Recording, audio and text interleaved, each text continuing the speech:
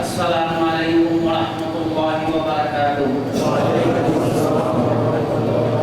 अल्लाहु अकबर, अल्लाहु अकबर, अल्लाहु अकबर, अल्लाहु अकबर, अल्लाहु अकबर, अल्लाहु अकबर, अल्लाहु अकबर, अल्लाहु अकबर, अल्लाहु अकबर, ला इलाहा इल्लल्लाह, अल्लाहु अकबर, अल्लाहु अकबर, वलिल्लाहिल हम्द। আজকের পুরো দিনের জিকির কিন্তু এটা ইনশাআল্লাহ খুতবার মাঝখানে আজকে খুতবার মাঝখানেও আমি তাকবীর বলতে থাকবো। আমি যতবার বলবো আপনারাও চেষ্টা করবেন একসাথে তাকবীর পড়ার। এবং আজকে অন্যান্য সময় আমরা এই জিকিরটা আজকে পুরো দিনের জন্য যখনই আমরা ফুরসত পাবো এখান থেকে একটা ঈদগাহতে এসে আমরা পড়েছি, বাসায় যাওয়ার সময়টা পড়তে থাকবো। তাই ঈদের একটা আমেজ যাতে সারা বছর বজায় রাখতে সেই বিষয়টা খেয়াল রাখবো। আলহামদুলিল্লাহ আলহামদুলিল্লাহ নাহমাদুহু ওয়া নাস্তাঈনুহু ওয়া নাস্তাগফিরুহু ওয়া নু'মিনু বিহি ওয়া নাতাওয়াক্কালু আলাইহি ওয়া নাউযু বিল্লাহি মিন শুরুরি আনফুসিনা ওয়া মিন সাইয়্যাতি আ'মালিনা মান ইয়াহদিহিল্লাহু ফালা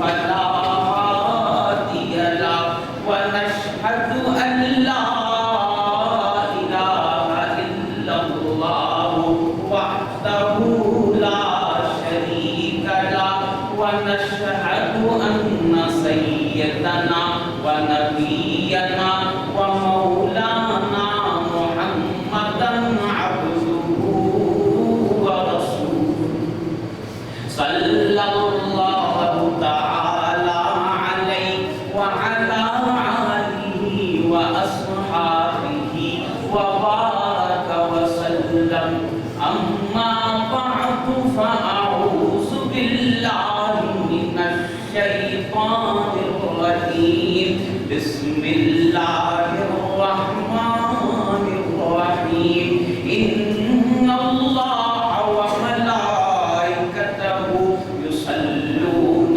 على النبي يا أيها الذين آمنوا صلوا عليه وسلموا تسليما صلى الله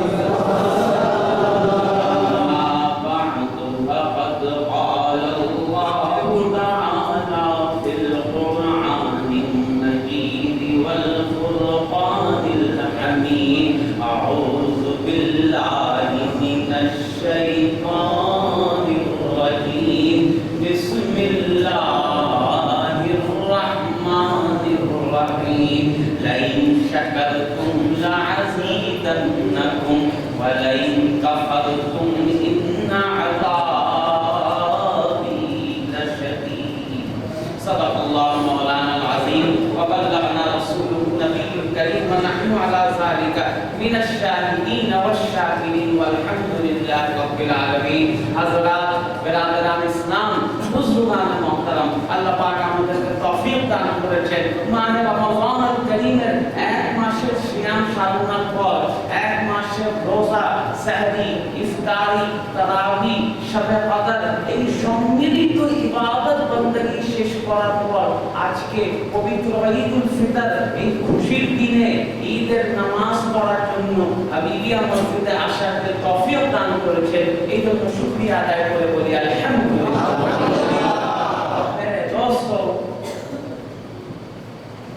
কর্মচারীরা প্রতিষ্ঠানে যখন কাজ করে মাস শেষে তারা তাদের বেতনটা বুঝে নেয়। 30টা দিন কাজ করে, সাধারণত দেখা যায় মাস শেষ হওয়ার পরবর্তী 1 থেকে 5 তারিখের মধ্যে তাকে বেতন দেওয়া হয়। অনেকটা এই উদাহরণটাই হচ্ছে আমাদের আজকে ঈদুল ফিতরের মতো। আমরা পুরো 1 মাস আল্লাহ পাকের দরবারে ইবাদত বندگی করলাম, আজকে তার দুনিয়াবি জাযা নিতে এসেছি। এর প্রকৃত জাযা কিন্তু আমরা এখনো পাইনি এবং এটা এখন পাবো না। কারণ রোজার ব্যাপারে আল্লাহ রাসূলের হাদিস রয়েছে as-সাওমু লি আনা আযজি বিহি, রোজা আমার জন্য এবং এর প্রতিদান আমি আল্লাহ নিজে দান করব। সুবহানাল্লাহ। তো এর প্রতিদান কি হতে পারে? জান্নাতে বাবু রায়্যান হবে না আল্লাহ পাক এর ওসিলা আমাদের সব গুনাহগুলো maaf করে দিবেন, সেটা একমাত্র আল্লাহই বলতে পারে। তো মেরে দোস্ত, আজকে আমরা এসেছি হাদিস শরীফে ঈদের দিনের ব্যাপারে, ফজিলতের ব্যাপারে হাদিস রয়েছে। যখন ঈদের দিন সমাবেত হয় তখন ফেরেশতারা, আসমানের ফেরেশতারা রাস্তার মোড়ে মোড়ে দাঁড়িয়ে স্লোগান দিতে থাকে। রাস্তার মোড়ে মোড়ে দাঁড়িয়ে স্লোগান দিতে থাকে। স্লোগানটা কি? ইয়া মা'শারাল মুসলিমিন ইলা রাব্বিল কারীম, ইয়া মা'শারাল মুসলিমিন ইলা রাব্বিল কারীম। হে মানব জাতি, তোমরা আসো, তোমরা আসো, তোমরা তোমার আল্লাহর দরবারে যাও, তোমরা তোমাদের পারিশ্রমিকটা আজকে বুঝে নাও। মেরে দোস্ত, আজকে আমরা এসেছি এটা আসলে দুনিয়াবে খুশির একটা নমুনা পালন করার জন্য এসেছি। সাধারণত ইসলামী দৃষ্টিকোণ দিক দিয়ে ঈদের নামাজের মসলা হচ্ছে ঈদের নামাজ ঈদগাহে পড়া উত্তম। ঈদগাহে পড়া উত্তম। আল্লাহ রাসূল তার জীবনের নামাজগুলো পড়তেন মসজিদে নববীতে। ঈদের নামাজটা আল্লাহ রাসূল মসজিদে নববীর একটু দূরে একটা খোলা জায়গা, সেখানে আল্লাহ রাসূল ঈদের নামাজ পড়তেন। এখন ওই যেখানে আল্লাহ রাসূল নামাজ পড়তেন ঈদের, আমার রাসূল তো আমারও আপনার অন্য 10 জনের মতো সাধারণ মানুষ না। আজকে যা একটু বৃষ্টির মতো ভাব হয়েছে, রোদ সেরকম নাই। এখন যদি অন্যান্য দিন আমরা রমজানের কিছু দিন পেয়েছি প্রখর রোদ, রাস্তায় দিকে থাকা মুশকিল, এত রোদ হতো। এরকম যদি সময় থাকতো রাস্তায় আমাদের দাঁড়ানো একটু কষ্টদায়ক ব্যাপার না? আল্লাহ রাসূল যখন ঈদের দিনে নামাজ পড়াতে যেতেন, একটা মেঘ আল্লাহ রাসূলকে ছায়া দিত। সেইখানে খোলা জায়গায় আল্লাহ রাসূল নামাজ পড়াতেন, একটা মেঘ সবসময় আল্লাহ রাসূলের মাথার উপরে থাকতো, আল্লাহ রাসূলকে ওই মেঘ ছায়া দিত। আল্লাহ রাসূল যেখানে যাচ্ছে চুম্বকের মতো মেঘটাও সেখানে চলে যেত। এটা আল্লাহ রাসূলের খাস মজা ছিল। তো মেরে দোস্ত, এটা সেইখানে বর্তমানে ইনশাআল্লাহ দোয়া করি আল্লাহ পাক আমাদের এবং আপনাকে সবাইকে হজ করার তৌফিক দান করুন। মসজিদে নববীর একটু পাশে একটা মসজিদ রয়েছে, এই মসজিদের নাম মসজিদে গামামা। এই জায়গার মধ্যে আল্লাহ রাসূল ঈদের নামাজ পড়তেন। গামামা মানে মেঘ আল্লাহ রাসূলের মাথার উপর ছায়া দিয়ে থাকে।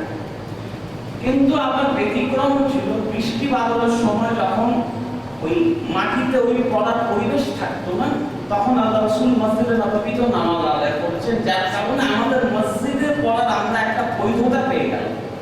আর বাংলাদেশের প্রেক্ষাপটে আপনি যদি বাংলাদেশ বাদতেন ঢাকা শহরের প্রেক্ষাপটে চিন্তা করেন, আমার জায়গা কোথায় আমরা খোলা জায়গায় ঈদের নামাজ পড়ব? গ্রামে অবশ্যই সম্ভব, গ্রামে বা ঢাকার বাইরে গেলে আপনি সম্ভব। আপনি আমার পুরান ঢাকায় কোথায় ঈদের নামাজ পড়বেন? একটা আমাদের হিজবুল্লাহকে আমার ছিল, আমরা নিজে পড়তাম। আমার চাচা মাওলানা সালেম ভাই দীর্ঘ 30-40 বছর ওখানে ঈদের নামাজের ইমামতি করতেন, বাংলা বয়ান আমি দিতাম।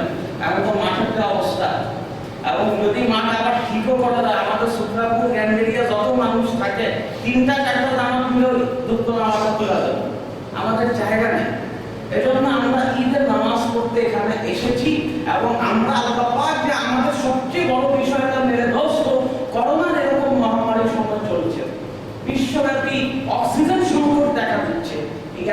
কষ্টের মধ্যেও আল্লাহ পাক আমাদেরকে যাদের পুরো রোজা রাখার তৌফিক দান করেছেন, রমজানের ইবাদত করার তৌফিক দান করেছেন, রমজানে আমাদের বাসায় খাদ্য সংকটের মতো পরিস্থিতি আসে নাই এবং আমাদের যাকাত দেওয়ার তৌফিক দান করেছেন, সর্বোপরি ফিতরা দেওয়ার যে তৌফিক দান করেছেন, এই জন্য মন খুলে বলি আলহামদুলিল্লাহ। দোস্ত, ঈদুল ফিতরের একটা মসলা রয়েছে, সেটা হচ্ছে সাদকাতুল ফিতর, ফিতরা আদায় করা। এবছর ইসলামিক ফাউন্ডেশন যে হিসাবটা করেছে, ফিতরার সর্বনিম্ন পরিমাণ হচ্ছে 70 টাকা, কমপক্ষে 70 টাকা আদায় করতে হবে। যাকাত আর ফিতরার মধ্যে একটা পার্থক্য রয়েছে, পার্থক্য যাকাত সবার উপর ফরজ না। যাকাত যার কাছে 1 বছর পরিমাণ সম্পদ থাকবে তার উপর ফরজ, কিন্তু ফিতরা আজকে ঈদের দিন, ঈদের নামাজ শুরু হওয়ার আগ পর্যন্ত যে নবজাতক বাচ্চা জন্ম নেয় তার উপরও তার পরিবারের পক্ষ থেকে ফিতরা দেওয়া ওয়াজিব। কারণ ফিতরা যাকাতের মতো না, ফিতরার উদ্দেশ্য হচ্ছে সবাই ঈদের খুশিতে শামিল হবে। এবং এক্ষেত্রে ফিতরার ক্ষেত্রে ধনী গরিব বিষয় না, যে আপনি যাকে যাকাতের টাকা দিচ্ছেন গরিব মানুষ, তার উপরও কিন্তু ফিতরা ওয়াজিব হয়ে যায়। ফিতরা সবাই আমরা মিলেমিশে দিব, যাতে আমরা সমাজে ঈদের একটা খুশির আবেগের সাথে জড়িত হতে পারি। ইসলাম একটা জিনিস দেখুন, ঈদুল ফিতর, ঈদুল আযহা, খুশির জিনিসটা আল্লাহ টাকাওয়ালাদের হাতে মুষ্টিবদ্ধ করে রাখেন নাই, যাতে যাদের টাকা আসে তারা তো করবে, আর যারা পারবে না রমজানে রোজায় ফিতরা দিবে। আর কোরবানি তো কোরবানির গোশতের মধ্যে হাক হয়েছে, চামড়ার মধ্যে হাক হয়েছে, অর্থাৎ আল্লাহ পাক একটা সুষম ডিস্ট্রিবিউশন করেছে। এজন্য মেরে দোস্ত, আপনারা যারা ইতিমধ্যে ফিতরা আদায় করেছেন আলহামদুলিল্লাহ, সুম্মা আলহামদুলিল্লাহ, যারা এখনো বাকি রয়েছে চেষ্টা করবেন আমাদের, যেহেতু আপনারা এই মসজিদে এসেছেন, হাবিবিয়া মসজিদের মাদ্রাসা ইতিমখানাতেই আপনাদের ফিতরার টাকাটা আপনারা আদায় করে দিবেন। এবং ফিতরা বাচ্চাদের জন্য, মহিলা সবার জন্য দিতে হবে। এবং স্বাভাবিক বিষয়, আপনার মা বোনেরা আছে, তারা বাইরে আসতে পারে না, তাদের পক্ষ থেকে এই দায়িত্ব আপনাদের নিয়ে পুরা করতে হবে, কিন্তু ফিতরাটা দিতে হবে। এটা না দিলেই ধরেন একটা খুব সুন্দর ভবন নির্মাণ হলো, রং করা হয় নাই, জিনিসটা এইরকম হয়ে যাবে, আমাদের ইবাদতের খুবসুরতিটা আসবে না। আর সবচেয়ে গুরুত্বপূর্ণ বিষয়, আমরা যে রমজান রোজা রেখেছি, রোজা রেখে আমাদের কিছু ভুল ত্রুটি হয়েছে না? আমরা কি বুকে হাত দিয়ে বলতে পারবো আমাদের 30টা রোজাই একেবারে অসাধারণ ছিল? রোজা রেখে তো মিথ্যা কথা বলা, কাউকে কষ্ট দেওয়া, 2 নম্বরই করা, এগুলো তো নিষেধ। কিন্তু রোজা রেখে তাও বিশেষ করে ঢাকার ট্রাফিক জ্যামের মতো অবস্থায় থেকে সবগুলো রোজা এরকম সঠিকভাবে পালন করো, সবার জন্যই কষ্ট দেয়। ওই রোজায় যা ভুল ত্রুটি হয়ে থাকে, আল্লাহ এই ফিতরার ওসিলায় আপনার রোজার ভুল ত্রুটিগুলো মাফ করে। তো মেরে দোস্ত, এই বিষয়গুলো, এই বাস্তবতাটা আমাদের বুঝতে হবে। ঈদের দিন আজকে খুশির দিন, কিন্তু মুসলমানদের জন্য, একজন আল্লাহওয়ালার জন্য এটা একটা দুনিয়ার সাময়িক খুশি। ঈদের খুশি, আমরা ছোটবেলায় ঈদের আসল খুশিটা হতো ওই ঈদের নামাজ পড়ে কোলাকুলি হয়ে গেল, শেষ। এরপর ঈদের কাপড় পরা ছাড়া ঈদের ওই আমেজটা ততক্ষণ থাকে যখন আমরা কোলাকুলিটা করি। কোলাকুলি হলো, ঈদ সেলামি হলো, বাসায় গিয়ে সেমাই খেলাম, ঈদের ওই আমেজটা শেষ। তো মেরে দোস্ত, ঈদুল ফিতরের দিন আমাদের দেশে কয়েকটা কালচার রয়েছে, যেটা আসলে আমাদের দেশের সংস্কৃতি হলেও এটা কিন্তু আল্লাহ রাসূলের সুন্নাহ। আমরা সেলামি নেওয়ার একটা কনসেপ্ট আছে, আপনাদের সবাই যারা বাচ্চারা আছে, মুরব্বী যারা আছেন, তারা হয়তো গত সপ্তাহে সবাই নতুন নোট কালেকশন করে রেখেছেন। এই জিনিসটা যে হয় সালাম দেওয়া কিন্তু ইসলামের অত্যন্ত খুবসুরত একটা সুন্নাহ। এবং সালাম আগে দেওয়া বেশি ফজিলত। আমরা অনেক সময়, বিশেষ করে যারা বয়স বেশি, তারা এই তাকাব্বুর, তাদের মনে অনেক সময় চলে আসে ছোট বাচ্চাদের দেখে, যারা বয়সে ছোট তাদের দেখে ভাবি আমরা কেন সালাম দিব, আগে বাচ্চারা সালাম দিব। অথচ মেরে দোস্ত, আমাদের জন্য যিনি নমুনা, আমাদের জন্য যিনি আদর্শ, নবী মুহাম্মদ রাসূলুল্লাহ সাল্লাল্লাহু আলাইহি ওয়াসাল্লাম, মদিনার ছোট বাচ্চাদের আল্লাহ রাসূল মদিনাতে যখন আল্লাহ রাসূলের বয়স 52 বছর বয়সে মদিনায় এসেছেন, সেই আল্লাহ রাসূল ছোট বাচ্চাদের 8 বছর 10 বছরের বাচ্চাদের আল্লাহ রাসূল আগে সালাম দিতেন। এটা আল্লাহ রাসূলের আদত ছিল। শুধু আল্লাহ রাসূলের সাথে ফাতেমা জান্নাত সাইয়্যিদা ফাতেমা জাহরা সালামুল্লাহ আলাইহা তিনি বলেছেন, আমি অনেক চেষ্টা করেছি কিন্তু আজ পর্যন্ত আমার আব্বাকে আগে সালাম দিতে পারিনি। আজ পর্যন্ত আমার আব্বাকে আমি আগে সালাম দিতে পারিনি, আমার আব্বাই আগে সালাম দিয়ে। তো মেরে দোস্ত, এই সালাম দেওয়ার এই কনসেপ্ট আমরা এদের সালামের মাধ্যমে এই বাচ্চারা নবীদের সালাম করে, এটা আমরা সারা বছর ধরে রাখবো, সারাটা বছর সব সময় ধরে রাখবো। এবং এটা ভাববো না যে বাচ্চারা আগে সালাম দিল, বড় মুরব্বীদের কাজ, কারণ আমাদের দেখেই তো বাচ্চারা শিখবে। আমরা যদি সালাম কালামের বিনিময়টা বন্ধ করে দিই, বাচ্চারা কি শিখবে? যে আপনারা খোঁজ নিয়ে দেখবেন যে সমস্ত বাচ্চারা নিয়মিত মসজিদে আসছে, নামাজি হচ্ছে, অবশ্যই তাদের বাসায় বাবা দাদা চাচা কেউ না কেউ নামাজি হয়েছে। এমন হয় না যে বাসায় কেউ নামাজি না, হঠাৎ করে একজন 8-10 বছরের ছেলে সে নামাজি হবে, এটা হয় না, এটা পরিবেশের তাসির হয়। তো এই জিনিসটা আমাদের বুঝতে হবে। আমরা যদি আমাদের বাচ্চা কাচ্চাদের ভালো রাখতে চাই, এই সালাম দেওয়া, আপনি অফিস থেকে বিকালে সন্ধ্যা 6টা-7টায় আসলেন, আপনার ছেলে আপনার মেয়ে আপনার জন্য দরওয়াজা খুলে দিল, আপনি আগে তাকে সালাম দেন, তাকে শিখান সালাম দেওয়ার তারবিয়তটা। এবং যে আগে সালাম দেয় সে অহংকার থেকে মুক্ত থাকে, যেটা হাদিস আল্লাহ রাসূল বলেছেন। আমাদের চেষ্টা করা উচিত এই বিষয়ের উপর আমল করা। ইসলামের দুইটা আদব অত্যন্ত সুন্দর, যেটার ব্যাপারে আল্লাহ রাসূল একটা হাদিসে বলেছেন। দুইটা আদব কি? একটা হচ্ছে সালাম দেওয়া, আর একটা হচ্ছে একে অপরকে খানা খাওয়ানো। আজকে ঈদের দিন সবার বাসায় কম বেশি একটু দাওয়াত হবে, আমরা মেহমান নওয়াজি করব, সামর্থ্য অনুযায়ী যার যেটা আসে আমরা খাওয়ানোর চেষ্টা করব। আল্লাহ রাসূল তার মক্কি জীবনে, মক্কি জিন্দেগিতে মক্কা শহরের এমন কোন মানুষ ছিল না, মুসলমান হোক কাফির হোক, যে কখনো আল্লাহ রাসূলের ঘরে দাওয়াত খায়। আল্লাহ রাসূল মানুষদের খানা খাওয়ানোর ব্যাপারে এত উৎসাহী ছিলেন যে আল্লাহ রাসূল কাউকে বাদ দেওয়ার প্রশ্নই ওঠে না। তো যাদের সামর্থ্য আছে আমরা চেষ্টা করবো একে অপরকে খাওয়ানো। এখন একটা মসলা আসতে পারে, অনেকে বলতে পারেন হুজুর আমার তো সেই আর্থিক ক্যাপাসিটি নাই যে আমি আরেকজনকে খাওয়াবো, আমার আয় রোজগার একটু সংকুচিত হয়েছে। ইনশাআল্লাহ মসজিদের মাদ্রাসার পক্ষ থেকে কালেকশন হচ্ছে, আপনাদের আগেই বলেছি, ফেব্রুয়ারি কারো টাকা বাকি থেকে থাকে, এছাড়াও অন্য কোনো সাদকা খায়রাত করতে চান ঈদের দিন আপনারা করতে পারেন। মেরে দোস্ত, তো এই জিনিসটা আপনার আর্থিক ক্যাপাসিটি নেই, আপনি দাওয়াত করে খাওয়াবেন, আপনি দাওয়াত করে খাওয়াবেন, সেই ক্যাপাসিটি নাই, তাহলে একটা জিনিসের উপর আমরা আমল করবো। বিভিন্ন সময় দাওয়াত হয় না, এখন তো করোনা এগুলো কারণে দাওয়াত এগুলো কমে গিয়েছে।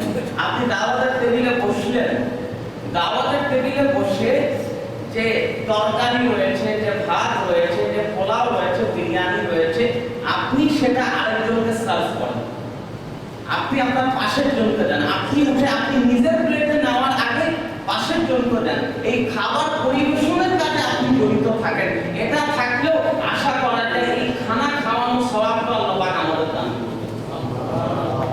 দুনিয়াতে একটা জিনিস হচ্ছে যেটা আল্লাহর কাছে হিসাব অন্যরকম। দুনিয়ার জিনিসটা কি? এই যে এই রমজান সবচেয়ে বেশি ভয়ঙ্কর অবস্থাটা কি নিয়ে গিয়েছে? তরমুজ নিয়ে দেখছেন না কি একটা অবস্থা চলছে?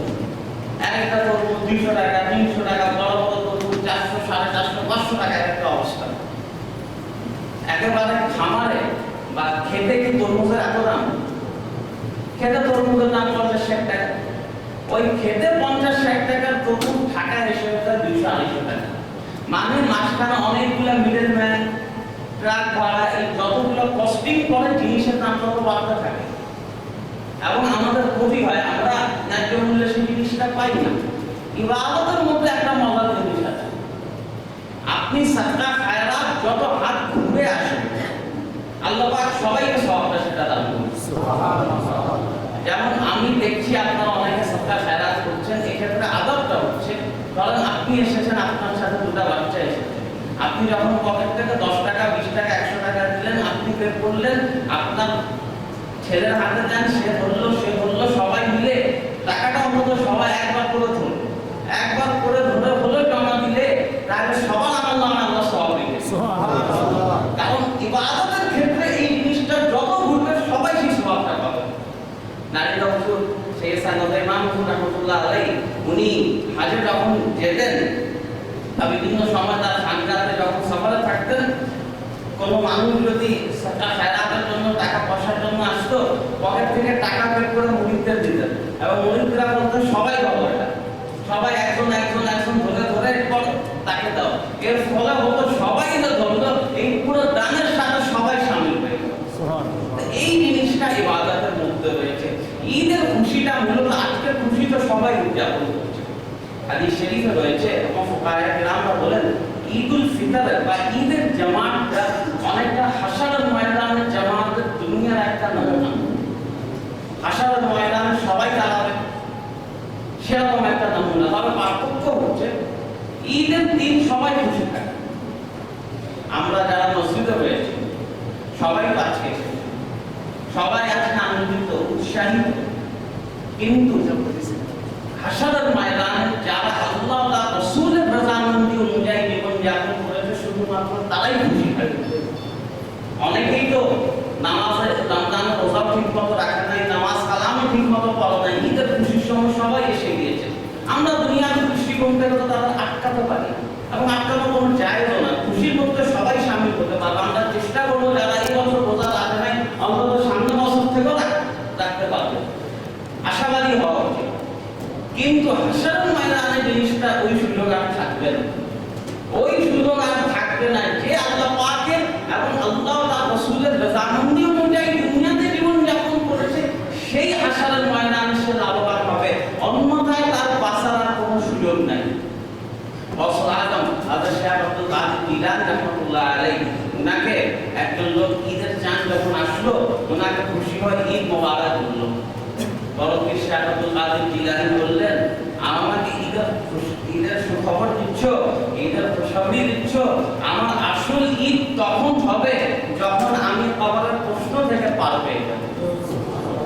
इसी बात को फरमाते हैं कब्र में होगी जब रसूल की दीन, कब्र में होगी जब रसूल की दीन, कह उठेंगे मोमिन आज है हमारी ईद, कह उठेंगे मोमिन आज है हमारी ईद। कब्रेर মধ্যে যখন বিশ্বনবী হযরত মুহাম্মদুর রাসূলুল্লাহ সাল্লাল্লাহু আলাইহি ওয়াসাল্লামের সাথে সাক্ষাৎ হবে, মুমিন তখন আল্লাহ রাসূলকে যখন চিনে যাবে, সেটাই হবে মুমিনের জন্য আসল ঈদের। মেরে দোস্ত, আমরা বক্তব্য দীর্ঘায়িত করব না। আপনারা আশেপাশে যারা আছেন মসজিদে চলে আসুন, অল্প 5-6 মিনিটের মধ্যে ঈদুল ফিতরের নামাজ দাঁড়িয়ে যাবেন। আমরা আজকে ঈদের জন্য দোয়া করব, আল্লাহ পাক যাতে এই করোনা ভাইরাসের মতো পৃথিবীর অবস্থা থেকে আমাদের পরিত্রাণ দেন এবং বিশেষ করে আমরা খাস করে দোয়া করব ফিলিস্তিনের জন্য। আমরা তো শান্তি মতো নামাজ পড়তে পারছি, ঈদের দিনও তো তাদের বোমবারি হয়েছে। সেবা কাদারে আমি আপনাদের সামনে যখন আপনাদের আবিদে তাকবীর করছিলাম, আমরা সেবা কাদার কত সুন্দরভাবে করতে পারলাম। ওদের তো বাসা থেকে বের হলো, আমাদের ধরেন বাসা থেকে মসজিদে আসলাম, মসজিদ থেকে বাসায় গেল, হয়তো রাস্তায় জাম করবে, কাজ আসলো, তারা বাসা থেকে মসজিদে গেল, মসজিদ থেকে বাসায় জিন্দা আসতে পারবে কিনা এটার কোনো গ্যারান্টি। এরকম একটা কঠিন পরিস্থিতি চলছে। মুসলমান বিশ্ব এবং মুসলমানরা হচ্ছে পুরো শরীর, হচ্ছে পুরো মুসলমান একটা শরীরের মতো। মুসলমানদের শরীরে একটা জায়গা, আপনার এই নখে যদি সামান্য নখটা একটু উঠে যায়, কেমন কাহিল হয়ে যায় না আমরা। এই যে ছোট্ট জিনিস দান, আমি নিজের রমজানের সাথে কাটাই, আমার নিজের দাঁত আমি নিজে ভুক্ত করি। এই দাঁত, এই ছোট্ট একটা জিনিস, আমার এই পুরো শরীরের সামনে দাঁত, এইটুকু একটা জিনিস, দাঁতে একটা ব্যথায় সামান্য ব্যথা হলে আমাদের রাতে ঘুম হয় না। মুসলমানদের এই অবস্থায় আমরা নিশ্চিন্তে কেমন থাকতে পারি? এখন আমরা বড়ই অসহায়, আমরা বড়ই বেবাস, আমাদের দোয়া করা ছাড়া, চোখে পানি ফেলা ছাড়া আমাদের আর করার কিছুই নাই। আমরা আজকে মন খুলে দোয়া করবো ফিলিস্তিনের জন্য, যাতে এই পরিস্থিতি থেকে তারা নাজাত পায়। আমরা ঈদুল ফিতরের নামাজের নিয়মটা বলে দিচ্ছি। নামাজের নিয়ম আমাদের জেনে থাকা উচিত, কারণ হচ্ছে ঈদের নামাজ আমরা বছরে পড়ি মাত্র 2 দিন। ঈদের নামাজ আমরা বছরে পড়ি মাত্র 2 দিন, তাই ভুলে যাওয়া অস্বাভাবিক কিছু না। আপনারা 2 দিন পড়েন, বছরে 2 বার ঈদুল ফিতর, ঈদুল আযহা, আমরা 2 বার পড়ি। তো ঈদের নামাজটা অন্যান্য বিরাট এটা একটু সরাই মাসআলা দেখা গেল। ঈদুল ফিতরের নামাজের নিয়ত আমরা বাংলায় যারা পারি আমরা বাংলায় পড়বো। আমি ঈদুল সিজদারে 2 রাকাত ওয়াজিব নামাজ 6 অতিরিক্ত তাকবীরের সাথে এই ইমামের পিছে ইক্তেদা করলাম আল্লাহু আকবার। আরবিতে যারা মুখস্থ আরবিতে পড়ব, ঈদের নামাজ 2 রাকাতের নামাজের মতো ধরবেন।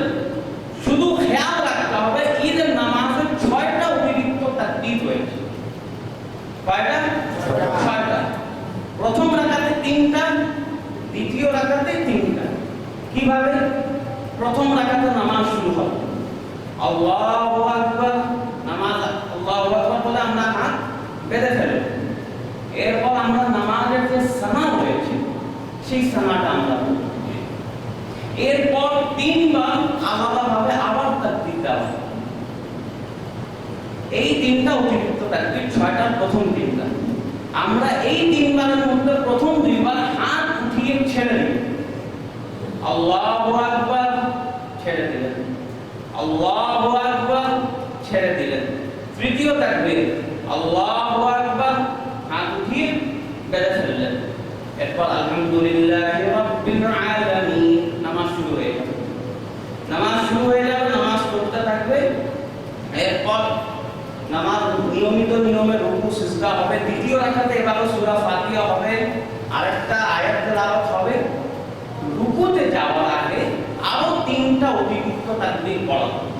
এই বিষয়ে আমরা খেয়াল রাখব। রুকুতে যাওয়ার আগে আমরা 3টা তাকবীর হবে। 3 বারই আমরা আল্লাহু আকবার, হাত তুলে হাত ছেড়ে দেব, আল্লাহু আকবার, হাত তুলে আমরা হাত ছেড়ে দিব, আল্লাহু আকবার, হাত তুলে আমরা ছেড়ে দিব। চতুর্থ তাকবীরটা হবে রুকুতে যাওয়ার তাকবীর। চতুর্থ তাকবীর রুকুতে যাওয়ার তাকবীর। চতুর্থ তাকবীর আল্লাহু আকবার বলে আমরা রুকুতে চলে যাব। রুকুতে চলে যাব। এরপর স্বাভাবিক নিয়মে 2 রাকাতের নামাজ, ফজরের নামাজ, ঈদের নামাজ, জুমার নামাজের মতো নামাজ মুকম্মল হয়ে যাবে। নামাজের পর ইনশাআল্লাহ খুতবা হবে, দোয়া হবে। আমরা সকলেই সেখানে শরীক থাকার চেষ্টা করব ইনশাআল্লাহ।